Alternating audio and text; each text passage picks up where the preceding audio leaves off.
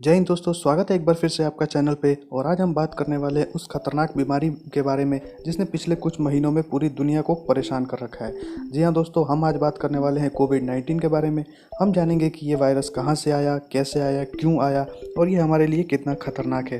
तो जानने के लिए वीडियो में अंत तक बने रहिए और चलिए बिना टाइम वेस्ट किए शुरू करते हैं।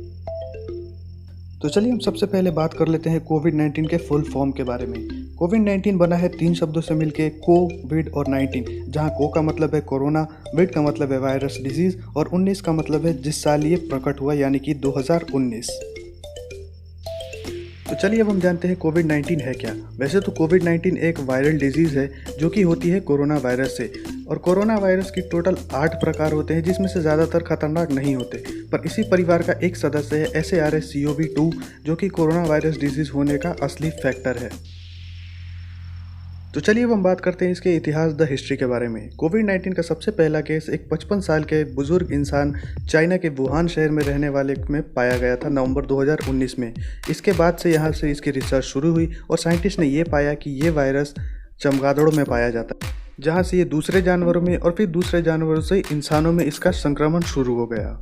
और ये बात तो पूरी दुनिया जानती है कि चाइना वाले किसी भी जानवर या किसी भी चीज़ को खाने में बिल्कुल भी नहीं सोचते हैं। और यही वजह है कि ये बीमारी इंसानों में फैलनी शुरू हो गई और फैलते फैलते इसने एक महामारी का रूप ले लिया। तो चलिए अब हम बात करते हैं इसके स्ट्रक्चर के बारे में, यानी कि ये दिखता कैसा है। और दोस्तों एक बात मैं आपको बता दूं कि इसका स्ट्रक्चर ही वो इकलौती वजह है जिसने हमारे साइंटिस्टों को अभी तक इसका इलाज या इसका वैक्सीन ढूंढने में रोक रखा है कि इस वायरस के स्ट्रक्चर को तोड़ पाना बहुत ही ज़्यादा मुश्किल है। तो चलिए अब हम बात करते हैं इसके साइंस एंड सिम्टम्स, यानी कि इसके लक्षणों के बारे में। वैसे तो ये वायरस अलग अलग लोगों में अलग अलग तरह के लक्षण दिखाता है, पर इसके सबसे ज़्यादा कॉमन लक्षण सिम्टम्स हैं बुखार आना, सूखी खांसी या फिर थकान। वैसे तो इन कॉमन सिम्टम्स के अलावा कुछ और भी सिम्टम्स हैं जो बहुत कम दिखाई देते हैं, जैसे कि शरीर दर्द, सिर में दर्द होना, डायरिया, टेस्ट और स्मेल का लॉस होना या फिर शरीर पर रैशेस और उस पर खुजली होना। पर इन लक्षणों के अलावा कुछ और भी ऐसे सिम्टम्स हैं जो कि बीमारी बहुत ज़्यादा सीरियस होने पे दिखाई देते हैं, जैसे कि सांस लेने में कठिनाई होना, छाती में दर्द या फिर बोलने में कठिनाई होना। तो आइए अब हम बात करते हैं इसके ट्रांसमिशन और स्प्रेड के बारे में, यानी कि ये बीमारी एक इंसान से दूसरे इंसान में फैलती कैसे है। तो इसके फैलने का सबसे बड़ा कारण है कॉन्टैक्ट दो लोगों के बीच में, फिर चाहे वो डायरेक्ट हो या फिर इनडायरेक्ट, यानी कि आप किसी को छुएं तो या फिर ना छुएं तो दोनों एक ही बात है। जी हाँ दोस्तों, बिल्कुल सही सुना आपने, ना छुए तो भी, क्योंकि ये बीमारी ड्रॉपलेट के ज़रिए फैलती है, जैसे कि छींकना, खांसना और यहाँ तक कि बात करना भी।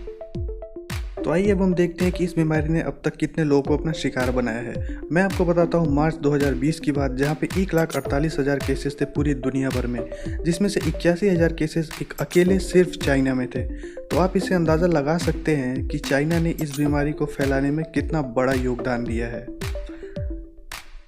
और अगर हम बात करें अभी की, तो 1 सितंबर की काउंटिंग के हिसाब से लगभग 3.7 मिलियन केसेस सामने आए, जिसमें से लगभग 3 मिलियन लोग रिकवर कर चुके थे, जो कि बहुत अच्छी बात है।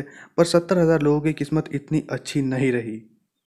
तो चलिए अब हम जानते हैं कि हम इस बीमारी से बच कैसे सकते हैं। देखिए दोस्तों, तरीका बहुत ही ज़्यादा सिंपल है। लगातार अपने हाथों को साबुन और पानी से धोते रहें। जब भी किसी चीज़ को छुएं तो अपने हाथों को सैनिटाइज करना ना भूलें। एक सुरक्षित दूरी 1 या फिर 2 मीटर की हमेशा बनाए रखें लोगों से। हमेशा जब भी बाहर जाए तो मास्क पहने और जितना ज़्यादा हो सके उतना घर पे रहें। लॉकडाउन के नियमों का पालन करें, तभी आप और दूसरे लोग भी सुरक्षित रह सकते। तो अब सबसे ज़रूरी चीज़, इसका इलाज क्या है। तो दोस्तों आज की डेट तक इस बीमारी का कोई भी इलाज नहीं है। वैक्सीन एक इकलौता ज़रिया है जो कि रशिया क्लेम करता है कि उन्होंने बना लिया है, और उम्मीद है कि वो हम तक बहुत ही जल्दी पहुंच जाएगा। और जब तक ना पहुंचे तब तक सोशल डिस्टेंसिंग का फॉलो करें, दूर रहें, मास्क पहने, सैनिटाइज करते रहें, क्योंकि आपकी ज़िंदगी से बढ़ के और कुछ भी नहीं है। तो उम्मीद करता हूँ आपको वीडियो पसंद आई होगी। अगर वीडियो अच्छी लगी तो लाइक और शेयर कर दें, चैनल को सब्सक्राइब करना ना भूलते। मिलते हैं आपसे अगली वीडियो में, तब तक के लिए मस्त रहे, व्यस्त रहे और हमारी अगली वीडियो देखने के लिए स्वस्थ रहें। जय हिंद।